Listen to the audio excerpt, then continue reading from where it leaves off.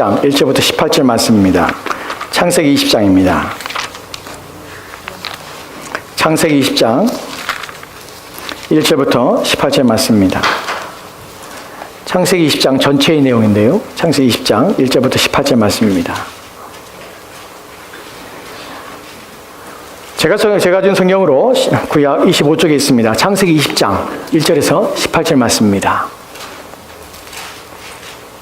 우리 찾으신 자 우리 앉으시고 기도하도록 합시다. 제가 먼저 1절 말씀 봉독하겠습니다. 아브라함이 거기서 네게브 땅으로 옮겨가 가데스와 술 사이 그랄에 거류하며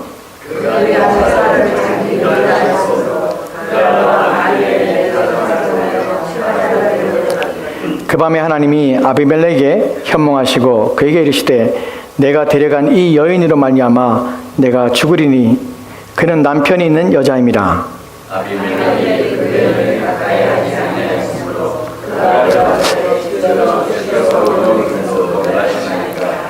그가 나에게 있는데 누이라 하지 아니하였나이까. 그 여인도 그는 내 오라비라 하였사오니 나는 온전한 마음과 깨끗한 손으로 이렇게 하였나이다.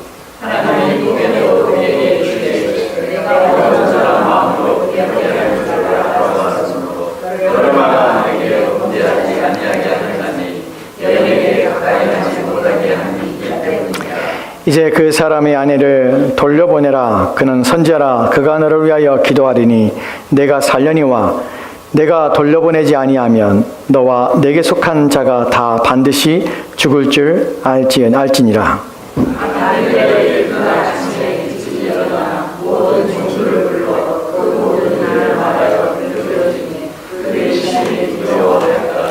아비멜렉이 아브람을 불러서 그에게 이르되 내가 어찌하여 우리에게 이렇게 하느냐. 내가 무슨 죄를 내게 범하였기에 내가 나와 내 나라가 큰 죄에 빠질 뻔하게 하였느냐. 내가 합당하지 아니한 일을 내게 행하였도다 하고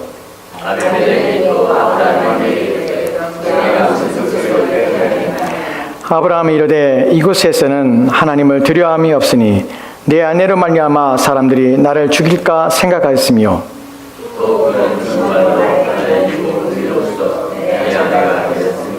하나님이 나를 내 아버지의 집을 떠나 두루 다니게 하실 때에 내가 아내에게 말하기를 이후로 우리의 가는 곳마다 그대는 나를 그대의 오라비라 하라.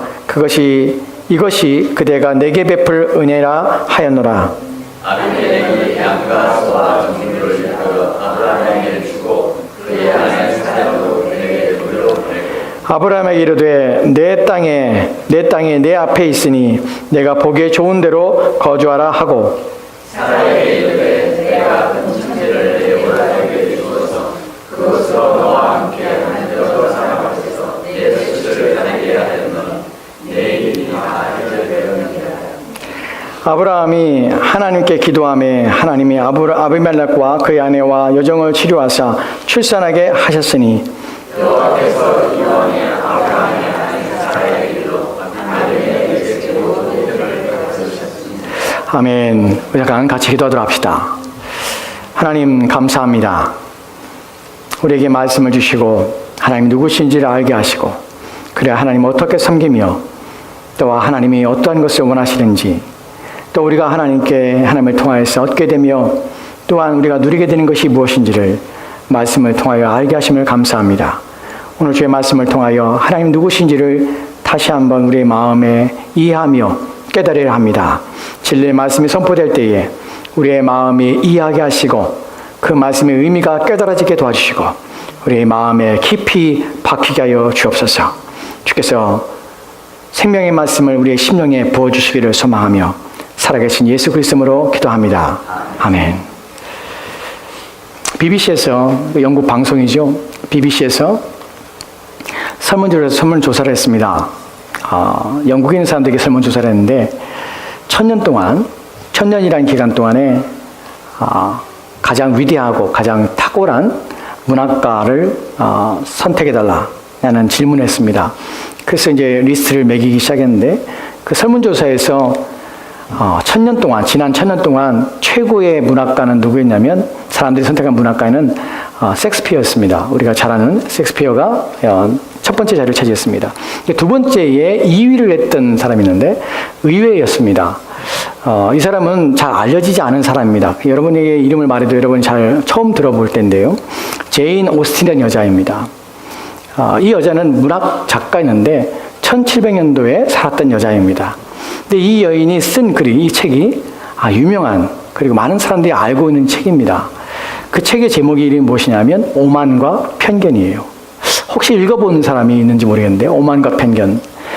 이 오만과 편견이라는 이 책은 이 여자가 제인 오스틴 여자가 20살 때에 썼던 책입니다. 대단한 여자죠. 20살 때 이 책을 썼어요. 이 책을 써서 출판사에 가져가서 이제 출판하려고 그랬습니다. 근데 출판사에서 거절을 당해요. 왜냐하면 이 책의 제목이 무엇이냐면 첫 인상이라는 제목으로 출판하려고 그랬어요. 근데 완성도가 떨어지고 또한 책 제목도 마음에 들지 않아서 출판사에서 거절을 당합니다. 이 여인이 그 거절당한 이 책을 가지고 다시 수정을 합니다. 그리고 이름을 바꿔서 출판하게 되는데 그 이름이 오만과 편견이에요. 근데 불행하게도 이 여인이 출판한 이 오만과 편견이라는 책은 200년 동안 그녀의 사후 200년 동안 빛을 발하지 못합니다.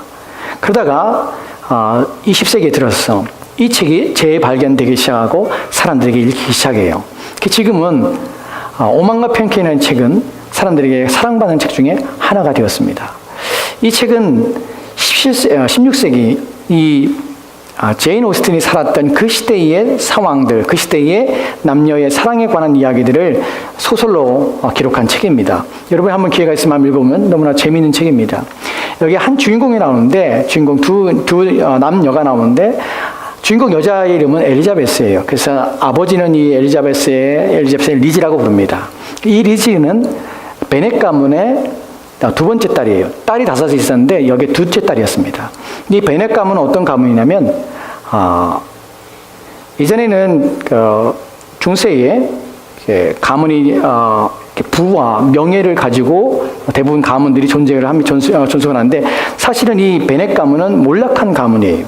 돈도 없고요. 이제 영지도 점점 돈이 없기 때문에 이걸 팔아서 영지도 없어서 아주 가난한 귀족이라는 명예만 가지고 있는 그런 가문이었습니다.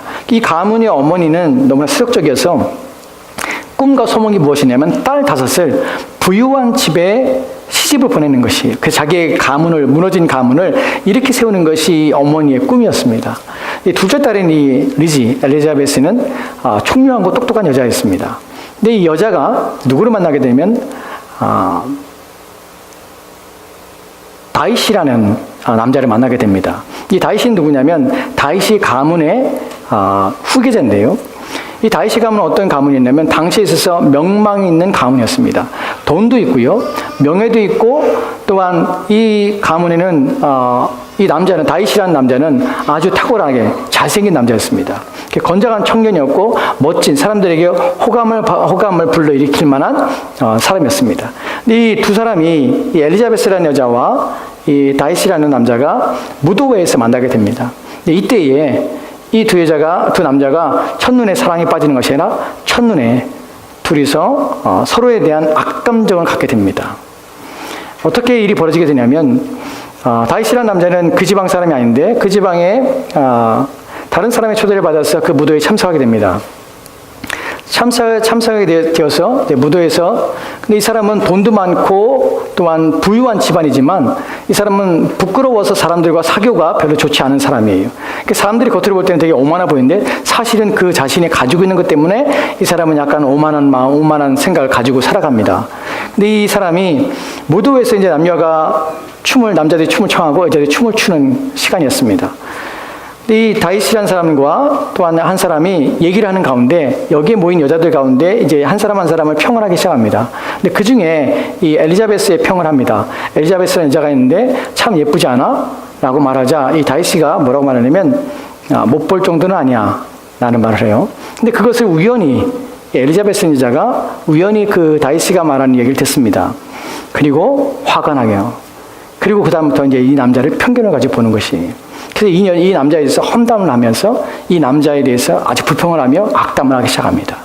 사실은 다윗이 이 사람도 그 여자에 대해서 그렇게 악담을 하고 싶은 생각이 없었는데 이 남자의 마음에는 다른 사람을 평가하는 것이 자기가 가지고 있는 돈, 명예, 또한 자신이 가문에 대한 그런 것들이 이 사람을 오만한 사람으로 비춰지게 하는 것이, 그 소설의 결말은 둘이서 나중에 화해를 하는 것이에요. 그리고 결혼을 이제 하게 됩니다. 그 과정 속에서 이 두 남자가 가지고 있는 이 소설 속에서, 오만과 편견 속의 소설 속에서 말하고자 하는 것은 무엇이냐면, 우리는 다른 사람을 볼 때에 그냥 그대로 있는 그대를 보는 것이 아니라 우리는 그들을 편견이라는 시각으로 바라보므로 그들이 겉으로 드러내는 그 모습들이 전부인 양 착각하고 그 편견을 통하여 사람을 판단하여서 우리는 문제를 만들어 간다. 또한 이 편견은 무엇을 만드냐면 사람들에게 오만함으로 자신의 생각과 자신이 이 판단, 분별력, 이것이 옳은 것으로 착각하여서 남을 정죄하며 판단하는 일들이 당연하고 그것은 의로운 것처럼, 그리고 옳은 것처럼 생각하는 경향을 가지고 있다는 것이. 근데 문제는 오만과 편견이라는 것은 단순히 모든 인간이 가지고 있지만 단순히 그냥 모든 사람이 가지고 있기 때문에 별것 아니야 라고 생각할 수 있는 것이 아니라는 사실이에요. 오만과 편견이 일으키는 큰 문제들이 있다는 사실입니다. 이 책에서, 오만과 편견 책에서 이 저자는, 제인 오스틴은 이렇게 말합니다. 오만과 편견을 보면 거기서 편견과 오만에 대해서 이렇게 정의하는데, 편견은 내가 다른 사람을 사랑하지 못하게 하고, 오만은 다른 사람이 나를 사랑할 수 없게 만든다는 것이에요. 그래서 오만과 편견의 책의 핵심은 이것입니다. 편견이라는 것은 내가 다른 사람을 사랑하지 못하게 만들어요. 오만이라는 것은 다른 사람이 나를 사랑할 수 없게 만드는 것이에요. 누군가를 사랑하고 누군가를 가까이 하고 싶고 누군가 친해지고 싶지만 내 안에 있는 편견은 다른 사람에 대하여 사랑할 수 없는 마음을 끊임없이 내 안에 있어 나를 가두게 하는 역할을 합니다. 편견은 우리를 편협한 사람으로 만드는 것이에요. 또한 이 편견이 일으키는 것은 오만인데, 이 오만은 그로 말미암아서 어떤 일이 발생하게 되면 다른 사람이 나를 또한 사랑할 수 있는 기회를 박탈당하는 것이에요. 이 사람은, 오만하고 편견을 가직한 사람은 관계가 흐트러지고 문제를 일으키게 된다는 것입니다. 여러분, 1992년에 미국에서 LA에서 큰 일이 일어났죠. 그 당시에 그 시대를 지냈던 사람들에게는 1992년은 기억하기 쉽지 않은 일들이에요. 당시에 한인타운에 불이 나고 폭동이 일어나고 약탈이 일어나고 살인이 일어났습니다.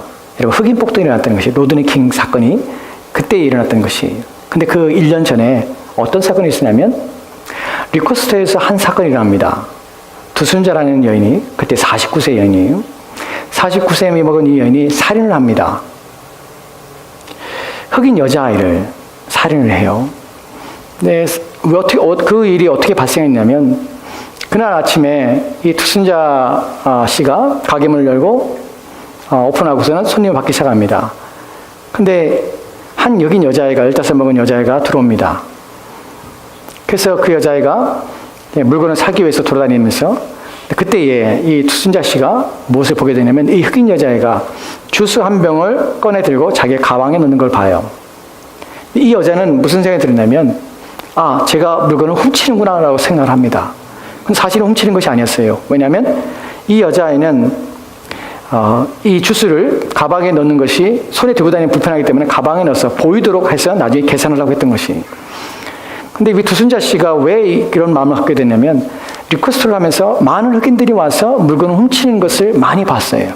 그래서 이미 그의 마음속에서는 저것이 내 가게에 와서 물건을 훔치려는구나 하고 편견을 가지고 보는 것이에요. 카운터에 왔습니다. 그자 이 두순자 씨가 욕을 하기 시작합니다. 그 물건을 또 훔치려고 하고, 네가 우리 집에 와서 이런 거 내가 가만 내버려 둔 줄 알아? 들 줄 알아? 하면서 막 싸움이 붙었어요. 근데 흑인 여자, 15명 여자아이는 전혀 그렇지 않다고 또 방어를 합니다. 나는 그런 적이 없다고. 이것은 내가 계산하려고 내가 살려고 했다고. 돈을 가져갔다고 얘기를 합니다. 근데 이 여자는 이미 이 아이에 대하여 이미 마음속에 훔치는 도둑이라는 생각이 가득하게 됐어요. 그래서 실갱이 붙고 말싸움이 커지기 시작합니다. 둘 다 물러서지 않지요. 그러다 심지어는 주먹이 오가기 시작합니다. 흑인 여자아이가 이 두순 씨를 때리기 시작해요. 얼굴이 붓도록 때립니다. 그 여자아이는 분이 나서 돌아갑니다.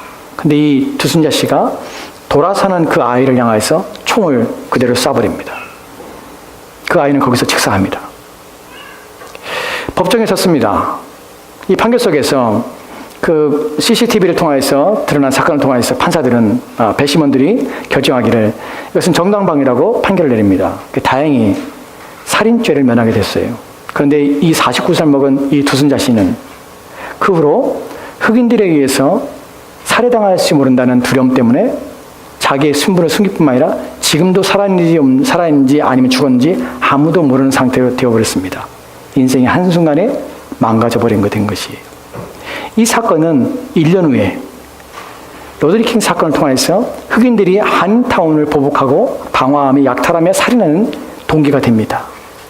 사람이 가지고 있는 편견이라는 것은 또 오만이라는 것은 단순히 그냥 지나친 문제가 아니라 심각한 문제를 일으킬 수 있다는 것이에요. 오늘 우리가 살펴볼 본문 속에서도 편견이 드러나는데 사람과 사람 사이에 자그마한 편견이 있을 수 있습니다. 근데 우리 신앙에 있어서 하나님과 우리 사이에 편견을 가지고 하나님을 바라보거나 하나님에 대한 잘못된 이해를 통해서 하나님이 누구신지에 대하여 우리가 오해를 하는 상태에서 신앙생활하는 것은 우리의 신앙이 유익하지 않을 뿐만 아니라 우리의 영혼을 망하게 하는, 그래서 인생이 망하게 되는 편견을 가지게 될 수 있다는 것이에요. 오늘 그 부분을 좀 살펴보려고 하는 것입니다. 첫 번째 오늘 우리가 살펴볼 본문은 창세기 20장 10절 말씀입니다. 같이 한번 읽을까요? 같이 읽겠습니다. 시작. 아비멜렉이 또 아브라함에게 이르되 내가 무슨 뜻으로 이렇게 하였느냐. 여기 두 사람이 등장하죠. 한 사람은 아브라함이라는 사람이고 한 사람은 아비멜렉이라는 사람입니다. 아비멜렉이 아브라함에게 말을 하고 있습니다. 뭐라고 말하면 내가 무슨 뜻으로 이렇게 하느냐라고 말합니다. 무슨 일이 벌어진 것이지요. 무슨 일이 벌어져서 아비멜렉이 지금 아브라함에게 따지고 있는 것입니다. 여기서 아비멜렉은 사람 이름이 아니라 호칭입니다. 히브리어의 아비멜렉이라는 것은 아비란 말은 아버지란 뜻이에요. 한국말 비슷하죠? 아비. 멜렉이라는 것은 멜렉이라는 단어로 이건 왕이란 뜻이에요. 그래서 무슨 말이냐면 나의 아버지는 왕이란 뜻이에요. 이 사람은 그랄 지방을 다스리는 왕이에요. 왕인 아비멜렉이 아브라함에게 내가 무슨 뜻으로 이렇게 했느냐라고 묻습니다. 이 말의 의미는 다른 말로 번역하면 너 왜 나한테 그렇게 했어? 라는 말이에요. 네가 나한테 어떻게 그럴 수 있어? 라는 말이에요. 왜 그 일을 해서 나를 곤란하게 해?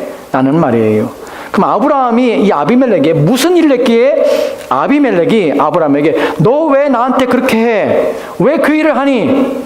라고 묻고 따지는 이 일이 발생한 것일까요? 이 부분을 오늘 우리가 읽은 20장 10절 말씀에 이렇게 기록되어 있습니다. 2절 말씀에는 이렇게 시작하고 있습니다. 같이 볼까요? 2절 말씀입니다. 같이 읽겠습니다. 시작. 그의 아내 사례를 자기 누이라 하였으므로 그랄 왕 아비멜렉이 사람을 보내어 사라를 데려갔더니 아멘. 본문에 보면 그의 아내, 여기서도 그의 아내 누구냐면 아브라함의 아내예요. 아브라함의 아내 이름이 누구냐면 사라예요. 근데 사라를 자기 누이라 했어요. 아브라함이 자기 아내인데 그 아내를 뭐라고 말했냐면 내 여동생이라고 말한 것이 누구에게요? 동네 사람들에게, 그랄 땅에 거하면서 그랄 사람들에게 볼 때마다 이 여인은 내 여동생이야 라고 말했던 것이에요. 그래서 여동생이니까 어떻게 했냐면 그 다음에 그랄 왕 아비멜렉이 사람을 보냈습니다. 그래서 이 여인을 데려간 것이에요. 왜 데려갔을까요? 아내를 삼으려고 데려간 것이에요. 왜 데려갔냐면 이 여인이 결혼하지 않은 여자라고 생각했어요. 왜냐하면 아브라함이 이 여인이 자기의 누이 동생이라고 말하기 때문에 결혼하지 않았구나. 그래서 내가 데려가서 내 아내를 삼아야지 하고 데려갔던 것이에요. 근데 이 일이 그랄 왕 아비멜렉에게 큰 문제를 일으킵니다. 왜냐하면 3절 말씀에는 이런 일이 그에게 벌어져요. 3절 말씀 같이 읽겠습니다. 시작. 그 밤에 하나님이 아비멜렉에게 현몽하시고 그에게 이르시되 내가 데려간 이 여인으로 말미암아 내가 죽으리니 그는 남편이 있는 여자입니다. 아멘. 본문에 보면 그 밤입니다. 그날 밤에 하나님이 아비멜렉에게 현몽하셨어요. 현몽이란 말은 한자가 어떤 의미는 나타난다는 것이, 꿈에 나타났다는 것이, 원문을 보면 꿈에 나타난다는 말이 하나님이 꿈 안에 들어갔다는 것이, 그의 꿈 안에 들어가셨어요. 구약에서는 하나님께서 종종 이렇게 하십니다. 사람의 꿈꿀 때 그 꿈 안에 하나님께서 들어가신 것이, 여러분이 피곤해서 꾸는 개꿈을 말하는 것이 아니에요. 이상한 돼지 꿈을 꾸고서 용 꿈을 꾼다 이런 것이 아니에요. 하나님이 나타나신 것입니다. 꿈에. 진짜로 나타나신 것이에요. 나타나서 하나님이 뭐라고 말씀하시냐면 그에게 이르시되 내가 데려간 이 여인으로 말미암아 내가 죽으리라. 본문에서 내가 죽으리라는 말이 그냥 한글의 성경에 좀 의미가 맛이 안 나는데 원문을 보면 이 말이 빠져 있습니다. 내가 보라 라는 말이 빠졌어요. 너는 보라 라는 것이, 너는 보라 무엇을 보냐면 내가 죽으리라는 것이에요. 내가 죽으리라는 말은 원문을 직역하면 어떤 의미냐면 너는 죽은 자니라 라는 말이에요. 너는 죽은 자니라. 이 말은 다른 의미는 너는 죽고 있는 자니라 라는 의미를 또한 가지고 있습니다. 무슨 말인지 아세요? 하나님께서 너는 죽을 것이야 말한 것이 아니라 너는 죽은 자니라 말한 것이에요. 왜 죽은 자니라 말할까요?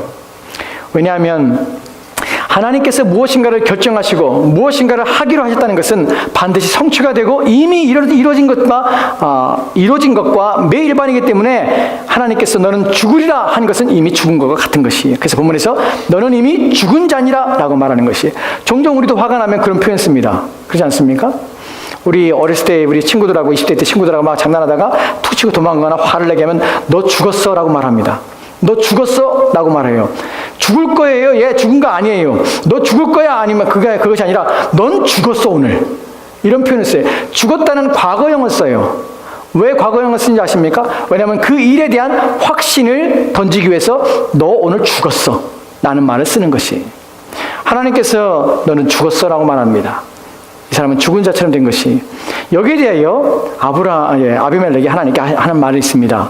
4절과 5절 말씀 같이 읽까요? 같이 읽겠습니다. 시작. 아비멜렉이 그 여인을 가까이 하지 아니하였으므로 그가 대답하되 주여 주께서 의로운 백성도 멸하시나이까? 그가 나에게 이는 내 누이라고 하지 아니하였나이까? 그 여인도 그는 내 오라비라 하였사오니 나는 온전한 마음과 깨끗한 손으로 이렇게 하였나이다. 아멘. 아비멜렉이 그러죠. 이 여인을 가까이 하지 않았기 때문에 뭐라고 말합니까? 주여 주께서는 의로운 백성도 멸하십니까? 자기 자신이 삶이 인생이 의롭다는 말이 아닙니다. 아비멜렉은 지금 무엇을 말하냐면 이 일에 있어서 내가 사라라는 여인을 내가 데려와서 아내를 삼으려고 했지만 하나님 보십시오. 내가 이 여자가 남의 아내인 줄 알고 했습니까? 그 사람이 내게 말하기를 나의 여동생이라고 말했기 때문에 내가 이 여자를 내 아내 삼으려고 한 거 아닙니까? 내가 강제로 강탈한 것도 아니고 내가 폭력을 행사한 것도 아닌데 하나님 그렇다고 나를 죽이면 되십니까? 라고 지금 말하는 것입니다. 그래서 말하는 것이 하나님 의로운 백성도 하나님 멸하십니까? 라고 묻는 것이. 여러분 이 아비멜렉은 하나님에 대해서 잘 알지 못했습니다. 그는 하나님 누구신지를 잘 이해하고 있지 않습니다. 그런데 불구하고 이방인의 믿지 않는 사람들의 마음속에서도 하나님은 어떤 분이셔야 하며 하나님은 어떻게 해야 되냐면 하나님은 정의로우신 분이셔야 한다는 사실을 알고 있습니다. 하나님은 정의로우신 분입니다. 공의로우신 분이십니다. 그런데 문제는 아비멜렉은 거기밖에 모른다는 것이에요.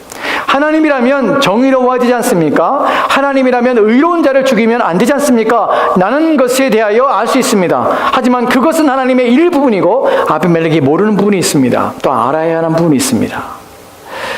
이 부분에 대하여 하나님께서는 아비멜렉에 대하여 내가 그런 너의 행위의 의도가 무엇이냐 하기 때문에 내가 너에게 경고하는 것이다. 그 여인을 돌려보내라고 말합니다. 그래서 아비멜렉이 돌아오게 되는 것이 10절 말씀에는 그 후에 10절 말씀에서 그 후에 아비멜렉이 아브람에게 묻는 것이 너 도대체 무엇 때문에 왜 그 일을 행했느냐? 왜 그 일을 행하여서 나로 하여금 곤고하게 곤란하게 만드냐? 라고 묻는 일이 일어나게 되는 것입니다. 이에 대하여 11절 말씀에 아브라함이 아비멜렉의 질문에 대하여 이렇게 대답합니다. 11절 말씀 같이 보겠습니다. 시작. 아브라함이 이르되 이곳에서는 하나님을 두려워함이 없으니 내 아내로 말미암아 사람들이 나를 죽일까 생각하였으며. 아멘. 이것은 아브라함이 왜 자신의 아내인 사라를 왜 사람들 앞에서 이 여인은 내 여동생이라고 말하게 된 이유예요. 본문을 보면 이곳에서는 하나님을 두려워함이 없으니 내 아내로 말미암아 사람들이 나를 죽일까 생각하였으므로 라고 합니다. 아브라함이 왜 그랬습니까? 죽을까 봐 그런 것이에요. 자기 아내 때문에 자신이 죽을까봐 두려워서 그랬다는 것이에요. 그래서 이 여인을 자신의 아내라고 하지 않고 자신의 여동생이라고 말한 것이에요. 실제로 사라는 의붓 여동생입니다. 하지만 자신의 아내입니다. 그런데 아브라함은 죽을까 생각해서 이렇게 합니다. 여기에서 우리는 아브라함이 가지고 있는 편견을 보게 됩니다. 아브라함은 생각하였습니다. 여기서 생각하다는 말은 아브라함 스스로가 생각한 것이에요. 그는 자신이 스스로 생각했습니다. 뭐 생각했냐면 나 죽을 것 같아, 죽을 수도 있어라고 생각한 것이에요. 사람들이 나를 죽이고 내 아내를 빼앗을 것 같아 라는 생각이 든 것이에요. 근데 이 생각이 드는 이유는 무엇이냐면 이곳에는 하나님을 두려움이 없기 때문에, 만약에 내가 이곳에서 이 사람을 내 아내라고 말한다면 그곳에는 하나님을 두려워하지 않기 때문에 사람들이 나를 죽이고 내 아내를 빼앗아갈 거야, 그렇게 생각하게 된 것이에요. 아브라함 마음속에 있었던 하나님에 대한 편견은 이곳에는 하나님을 두려움이 없다는 것입니다. 여기는 두 가지 편견이 있습니다. 이 편견은 사람에 대한 편견이 아니에요. 사람들이 내 아내를 빼앗아가지 않고, 사람들은 착한데, 그럴 사람들은 좋은 사람들인데 그 사람들이 내 아내를 빼앗아갈 일이 없는데, 내가 착각해서, 내가 그렇게 생각해서 내가 죽을지도 몰라, 그건 나의 편견대로 그 사람들을 그렇게 나쁘게 생각한 것이야 라고 말하는 것이 아니에요. 그 사람들이 그럴지 안 그럴지 우리는 모릅니다. 근데 본문에서 나오는 아브라함의 이야기 속에 우리가 살펴보고 우리가 오늘 교훈을 받아야 할 것은 하나님에 대한 그의 생각입니다. 두 가지의 편견을 가지고 있는데, 첫 번째는 무엇이냐면 이곳에서는 하나님을 두려워함이 없다는 생각이에요. 무슨 말입니까? 다른 곳에는 하나님을 믿는 사람들이 앞에서는 내가 그렇게 말해도 아무 문제가 없을 것이야 라는 생각이에요. 하지만 하나님 믿지 않는 사람들 가운데는 내가 하나님 믿는 것이, 또 내가 하나님을 의지하는 것이 아무런 도움이 되지 않아 라는 생각이에요. 무슨 말입니까? 이방인들 사이에는 하나님께서는 아무런 역사하지 않아 아무런 힘을 발휘할 수 없어라고 믿는 것이, 이것은 하나님에 대한 모욕입니다. 하나님은 믿지 않는 자들 가운데도 역사하십니다. 하나님은 불신자들 속에서도 일하십니다. 하나님은 신자들 위에만, 신자들 마음에만 역사하시는 분이 아니라는 사실입니다. 우리는 종종 이런 폐쇄적인 생각을 가지고 이런 편견에 쌓여서 하나님을 바라봅니다. 그래서 하나님께서 교회 안에서 우리가 기도할 때 우리가 신실하고 우리가 하나님 앞에서 어떤 하나님을 우리 위해 살아가는 모든 일 속에서는 하나님께서 역사하시지만, 우리가 우리의 삶의 현장에 돌아가서 우리가 믿지 않는 사람들과 일할 때에 그들의 마음에도 하나님께서는 역사하셔야 되는데, 이곳에는 하나님을 두려워하는 일이 없기 때문에, 그들은 하나님 믿지 않기 때문에 하나님께서 아무것도 그들을 통하여 아무 일도 하실 수 없다고 지레 짐작하는 것이 편견이란 것입니다. 하나님은 그렇지 않습니다. 하나님은 예수를 믿는 사람에게 역사하시는 분이 아니라, 하나님 믿지 않는 자들 가운데서도, 그들의 인생 가운데도 역사하셔서 그들을 통하여 일을 만들어 가시는 분이라는 사실입니다. 여러분, 우리는 성경에서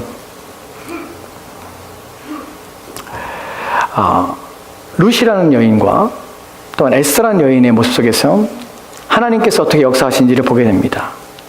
특별히 에스라는 여인은 믿지 않는 이방 나라에 끌려가서, 또한 그곳에서 태어나서, 또한 그곳에서 자라서, 또한 믿지 않는 자의 왕의 아내가 되는 일들을 경험하게 됩니다. 그 여인이 만나는 모든 사람들은 불신자였습니다. 하나님을 두려워하지 않는 사람들입니다. 근데 하나님께서는 하나님을 두려워하지 않는 자들의 마음을 감동해서 그 여인에게 은혜를 베푸십니다. 우리는 종종 왜 이런 하나님에 대한 편견을 갖게 되냐면, 우리는 학습된 무기력 때문에 그렇습니다. 여러분, 심리학에 보면 학습된 무기력이라는 말이 있습니다. 학습된 무기력이라는 것은 이런 것이, 심리학자들이 연구를 했습니다. 조그만 울타리를 쳐놓고, 도망갈 수 없는 조그만 울타리를 만들어 놓고 거기에 생쥐들을 넣습니다. 생쥐 대여섯 마리를 넣고 그들은 도망칠 수 없도록 조그만 공간에 가둬놨습니다. 그리고 그 생쥐들에게 전기 충격을 계속해서 가했어요. 한 마리 한 마리마다 계속 전기 충격을 가합니다. 이 전기 충격을 가할 때마다 이 생쥐들은 어떻게 하냐면 도망가기 위해서 계속해서 발버둥 쳤어요. 그래서 이쪽에서 전기 충격을 가하면 반대쪽으로 도망갔습니다. 또 그쪽에서 하면 또 반대로 도망갔어요. 이 생쥐들은 도망가기 위해서 계속해서 넘을 수 없는, 또한 도망갈 수 없는 막혀있는 벽을 향해서 계속해서 도망다니며 찾기 시작했어요. 근데 한동안 계속해서 고통을 피하기 위해서 찾다가 어느 정도의 시간이 지나면 희한하게도 모든 동작을 멈춰버린다는 것이, 생쥐는 더 이상 움직이지 않습니다. 고통을 주는데도 움직이지 않아요.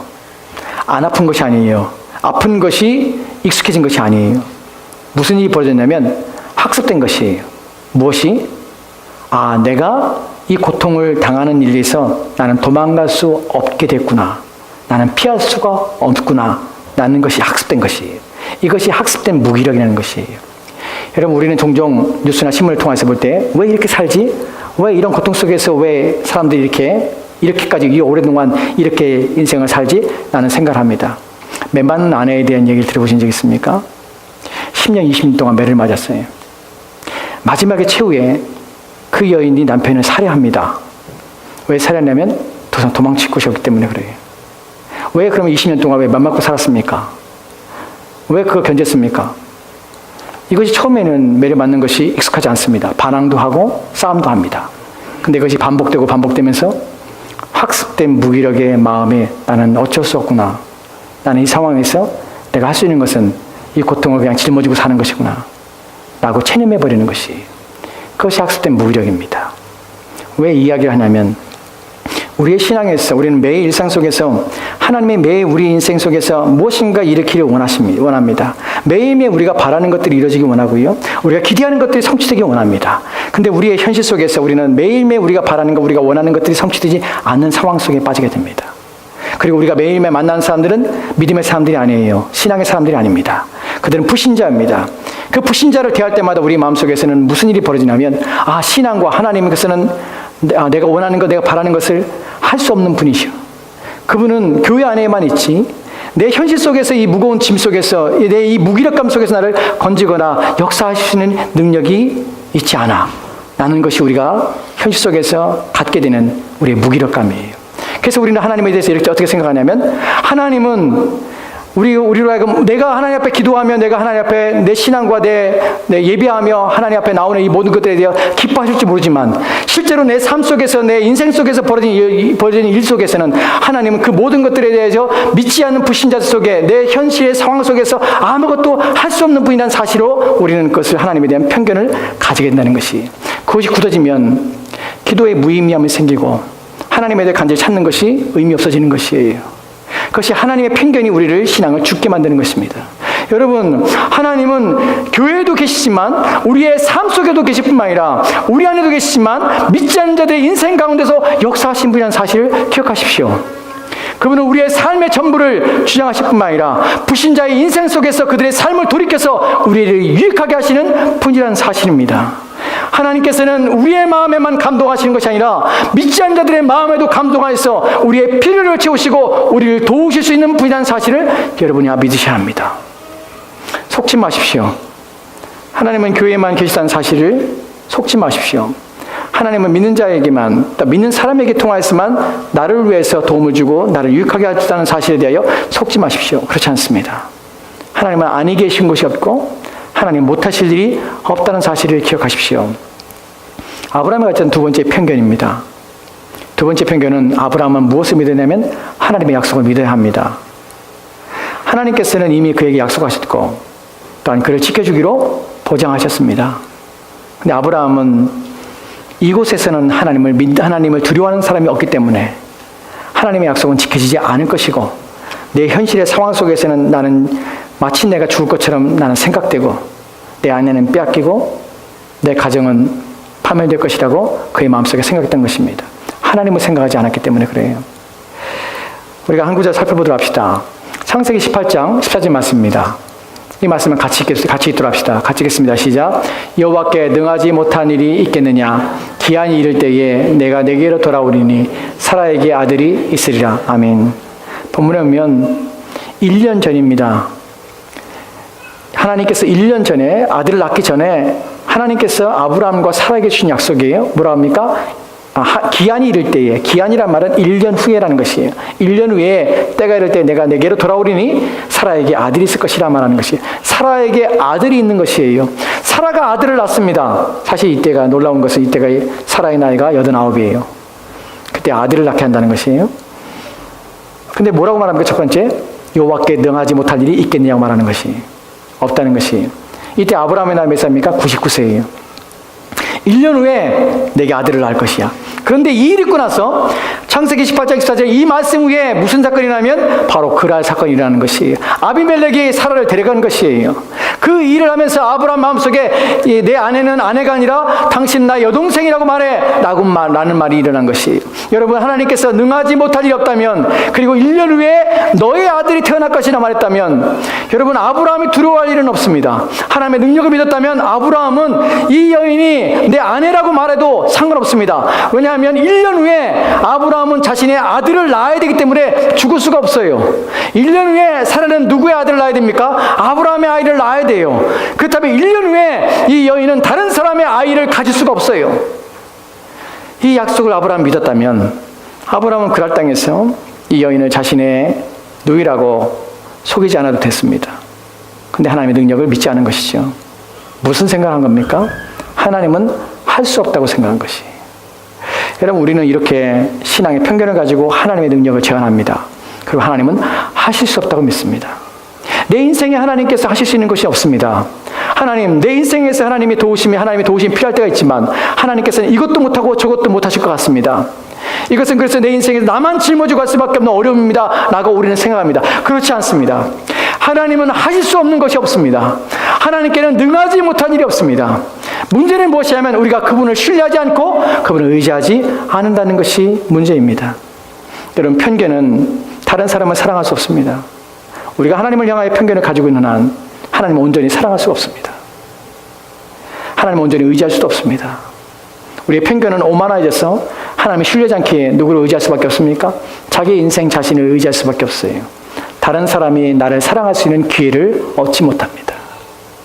내가 하나님을 사랑하게 되면 여러분, 하나님에 대한 편견을 버리셔야 합니다. 그리고 하나님의 사랑을 받기 위해서는 여러분 안에 있는 자신의 오만함을 끊어버려야 합니다. 하나님은 할 수 없어라는 오만함을 끊어버려야 합니다. 이것은 하나님의 손에서 되지 않을 것이야 라는 오만함을 끊어버리셔야 합니다. 그럴 때에야, 우리 안에 있는 오만과 편견을 끊어버릴 때에야 우리 하나님을 보게 되고 하나님의 은혜를 덧입게 될 수 있다는 사실입니다. 마지막으로 한 구절 더 봅시다. 잠언 3장 5절 말씀인데요. 같이 읽겠습니다. 시작. 너는 마음을 다하여 여호와를 신뢰하고 내 명체를 의지하지 말라. 아멘. 아멘. 이 구절은 제게 있어서 특별한 구절입니다. 평생 어떻게 보면 잊지 못할 구절 중에 하나일 수도 있습니다. 왜 그러냐면 이 구절을 통해서 제가 이곳에 있기 때문에 그래요. 잠깐 이야기를 하겠습니다. 2011년이죠. 5월 달에 제가 최산여고에 처음 오게 되었습니다. 여러분 아시죠? 그때 올 때에 김기철 목사님과 통화를 했죠. 그래서 한번 오셔서, 우리에게 오셔서, 우리가 새로 교회를 개척하려고 하는데 오셔서 말씀을 전하시고 성경부를 한번 했으면 좋겠습니다. 그래서 한번 면담을 하고 면접을 했으면 좋겠습니다. 그날이 제가 목요일이었습니다.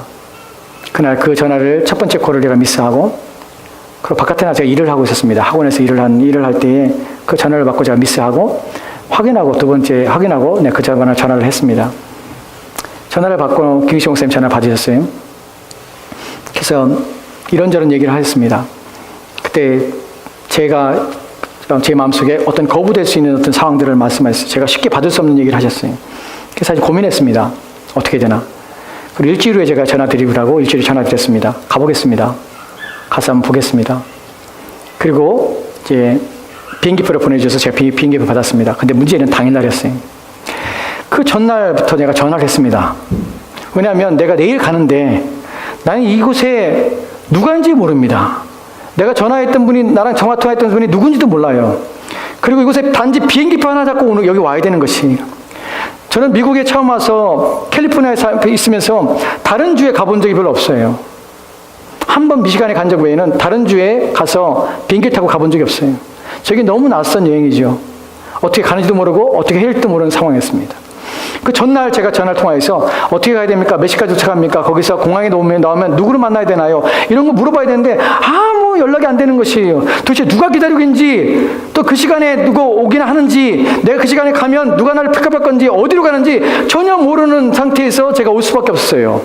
그러니까 아무리 전화해도 전화를 안 받는 것이, 누구를 만나야 될지 모르겠는 것이, 정말 나를 기다리고 있는지도 모르겠는 것이. 왜냐하면 그때 제가 들었던 말 중에서는 목사님 이미 앞서서 많은 목사님들이 오셨습니다. 그리고 이제 목사님, 마지막으로 목사님 보고 우리가 결정하려 합니다. 제 마음속에 무슨 생각이 드냐면, 다 결정됐구나 하는 생각이 들었어요. 왜 결정됐냐고 생각했냐면, 제가 이력서를 넣을 때 그때 한 7군데 일했었는데 그때에 들어오는 대답, 돌아오는 대답이 뭐냐면 이미 결정됐어 라는 말이었어요. 다 이미 결정됐어. 너무 낙심이 됐어요, 제 안에. 모든 교회들이 목회자를 청빙하지만 이미 내부적으로 결정됐어요. 누구를 할지 결정됐어요. 자기들끼리 아는 사람끼리 불러오는 거예요. 그래놓고서는 사람들에게 목회자 공고합니다. 목회자 신청하세요 라고 해요. 이 사람들 뭐 하는 사람입니까? 모르고 신청하는 것이에요. 근데 이미 내부적으로 결정돼서 온 서류 다 아무도 안 보고 다 돌려버리는 것이. 그러다 쓰레기통에 버려버리는 것이. 이 얘기를 제가 6번 들었어요. 제 마음속에 무슨 말 들었습니까? 아, 또 그렇겠구나 라는 생각이 드는 것이. 이미 내부적으로 결정됐는데 형식상 공정하게 목회자를 청빙하는 것처럼 그렇게 하는구나 라는 생각, 부정적인 생각이 제 마음에 들었어요. 아침이 되었습니다. 토요일 아침이죠. 새벽에 4시에 일어났습니다. 비행기 타러 가야 되니까요. 그래서 제가 운전하고 가서 아내에게 차 운전을 맡기고 제가 공항에 떨어졌습니다. 그 5시 반 정도에 떨어져서 그때 이제 준비하기 시작합니다. 기다리며 준비하기 시작했습니다. 6시 10분인가 비행기였어요. 그때 계속 고민했습니다. 가야 되나 말아야 되나. 그때도 아침에도 제가 연락을 했습니다. 여기가 3시간 차이가 나기 때문에 여기는 지금 한 8시 정도 됐을 것 같아서 제가 전화를 했습니다. 안 받아요. 도무지 아무도 연락이 없어요. 무슨 메시지를 줘야지. 오라 마라. 마음속에서는 이미 결정났는데 뭐하러 가지?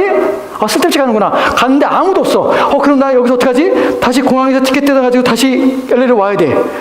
속에서 무슨 생각이 되면 우리 집에 조사님 전화해서 여보 가지마. 나 여기 테러로 와. 나 집에 갈래.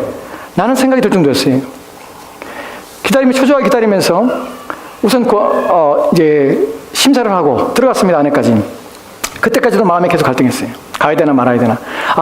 시간이 좀 늦으니까 좀 이따 다시 한번 전화해보자. 안에 들어갔어요. 검색도 통과하고 안에 들어가서 앉아서 기다리면서 게이트 앞에서 기다리면서 또 전화를 했어요. 이제는 받겠지. 제발 좀 받아라. 나 지금 출발하는데 출발하는 이 사람들 내가 올지 안 올지 어떻게 하고 나 기다리겠어요. 난 연락도 없는데. 그러니까 계속 속이 타는 것이. 근데 공항에서 이제 지금 게이트가 열려서 들어가려고 하는데 사람들 가방 챙기고 있는데 저는 마음이 계속 답답한 것이 집에 가야 되나 아니면 가야 되나 갔다가 다시 와야 되는데 지금 시간도 보니까 거기도 떨어지면 오후 5시인데 비행기 끊고 내 공항에서 하룻밤 자고 이 생각이 드는 것이. 공항에서 미아처럼 공항에서 혼자서 왔다 갔다 하는 제 모습이 상상이 되는 것이. 괴로웠어요. 그 시간 동안에. 어떻게 됩니까? 하나님 기도하면서 하나님 가야 됩니까 말아야 됩니까? 가야 됩니까 말아야 됩니까? 계속 그러고 있어요. 그리고 이제 시간이 돼서 사람들이 게이트를 통과하면서 이제 비행기를 타게 들어가기 시작했어요. 맨 나중에 줄을 섰습니다. 왜냐면 계속 고민됐기 때문에 돌아서야 되나 말아야 되나 돌아서야 말아야 되나. 그리고 일었습니다. 근데 내 앞에 한 남자가 백인 남자가 있었는데 공항에 오는데 슬리퍼를 신고 왔어요. 슬리퍼를. 그냥 그거 보면서 야 미쳤다. 어떻게 공항에 오는데 슬리퍼를 타고 공항에 오지? 슬리퍼 신고? 그리고 반팔 티에다가 반바지 입고 왔어요. 참 저러고도 여행하는구나 라고 생각했어요. 근데 이 남자가 줄을 서면서 내 앞에 쓴 것이에요. 내 앞에 서네. 그래서 서는데 가방 두고서는 멍하니 딱 봤는데 그 사람 등 뒤에 티셔츠에 이 말씀이 있는 것이. 영어로 이 말씀이 있더라고요. 내 마음을 다해서 나는 마음을 다해서 여호와를 신뢰하라. 뭐 하지 말라고요? 내 명체를 의지하지 말라. 이 명체라는 단어가요. understanding이에요. 인사이트. 제 마음속에 이 말씀이 그때 확 오더라고요. 내 마음을 다해 여호와를 의지하라. 내 생각을 의지하지 마. 네가 무슨 판단을 하든지 네가 어떻게 이해하든지 너의 이해력에 의존하지 마. 나는 하나님이야. 네 머리로 네 이해로 나를 분석하거나 판단할 수 있는 존재가 아니야. 너는 높으신 하나님 앞에 너의 그 작은 이해로 하나님을 다 안다고 생각하며 하나님은 할 수 없다고 얘기하는 것은 얼마나 네가 오만한 존재인지 아니? 이런 말씀이 이 말씀 속에서 제 가슴에 왔습니다. 그리고 편안하게 왔습니다. 아무 걱정하지 않았습니다. 그래 하나님이 하시지. 여러분 그렇습니다. 하나님이 하십니다. 우리는 모릅니다. 왜 이 일이 지금 있어야 될지 우리는 모릅니다. 왜 이 상황 속에 하나님 나를 두시는지 우리는 모릅니다. 하나님은 아십니다. 우리가 가져야 될 마음은 편견을 버리는 것이에요. 우리의 오만함을 버리는 것이에요. 하나님만을 의지하는 것입니다. 그것이 저와 여러분이 가져야 될 마음이요 믿음인 것입니다.